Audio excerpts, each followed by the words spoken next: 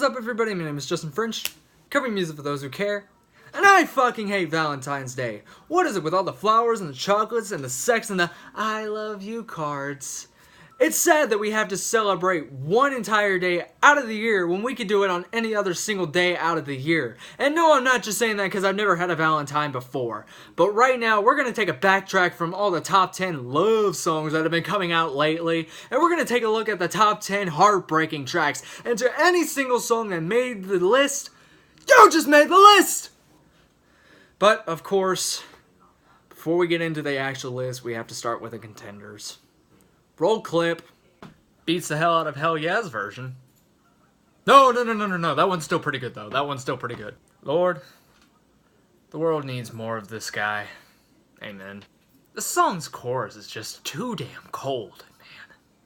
Alright, so the first track that is on this list is actually the first track that I had ever heard of this group, and that would be The Wire by Haim, with some really interesting 70s instrumentation, but at the same time kind of taking a modern approach with their sound. This track talks a bit about commitment issues, and there's also maybe some speculation about cheating with a line such as, "The way you use your imagination, try to make it what you want it to be, because I'm sorry I did what I did, but it came naturally."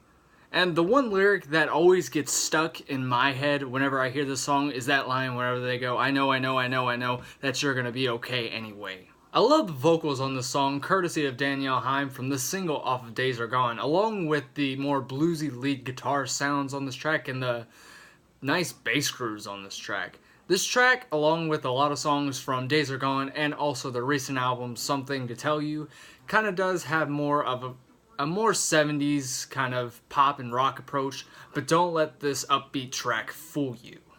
Next up, we have a Beatles classic in the form of Yesterday, and the reason I put this song on the list is actually because this song only has 3 elements to it. Paul McCartney, an acoustic guitar, and an orchestra backing him up. And with the repeating of the title of this song, there's a good reason why it's one of the most covered tracks in the entire world. Lyrics like, "Yesterday, all my troubles seem so far away," make it sound like it's in a dreamlike kind of state.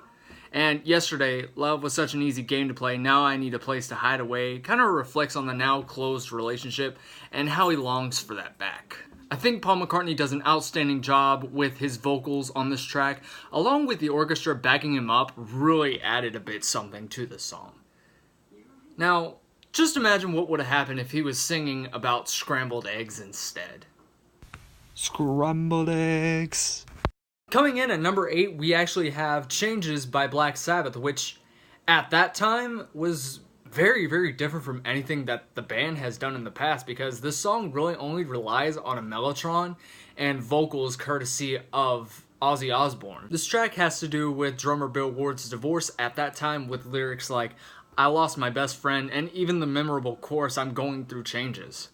I think Ozzy has a very nice vocal approach to this song, and for good reason. This is probably why it's one of my favorite tracks off of their album Volume 4 from back in the 70s. It's unique and definitely brought them really out of their comfort zone. Now, this isn't the first time that they had done a ballad, as they did Planet Caravan off of their iconic album Paranoid back in 1970, but that is more of a love song and is very spacey, while this track is more kind of down to earth in its nature and theme. Also, I bet you didn't know this, but this song was actually sampled on an Eminem track. And no, it wasn't the one about mom's spaghetti.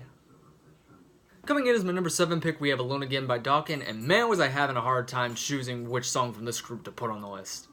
It was either this song from Tooth and Nail, Jaded Heart from Under Lock and Key, or Heaven Sent from Back for the Attack. But I feel like this one is better to represent, and plus this is a song that pretty much put this band on the map in the 80s. Led by George Lynch's beautiful guitar work, Don Dokken's soulful vocal delivery, and Mick Brown's stellar drum work on this track, and you could really feel the person that's heartbroken in this song. Starting off with the lyric, "I'd like to see you in the morning light," to evolving in that chorus line, "I'm alone again without you." It just gives you chills from this classic in the 80s. Now, just imagine what would have happened if George Lynch would have shredded on this song. At number 6, we have Being Beige by the Smashing Pumpkins. Oh, that's kind of a weird title for our breakup track. Released back in 2014, this song really showcased a different side of the Pumpkins.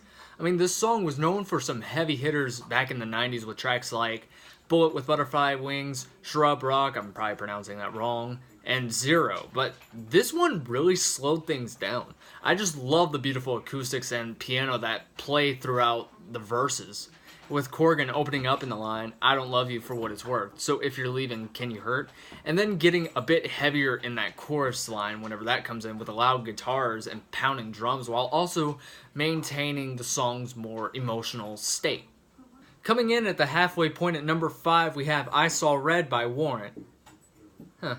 Isn't it ironic that this 80s band had a hit back in the 90s? This track reflects on Janie Lane's mental breakdown after he had walked in on his girlfriend cheating on him with his best friend, and this also kind of delayed the band's debut album Dirty Rotten Filthy Stinkin' Rich back in the day.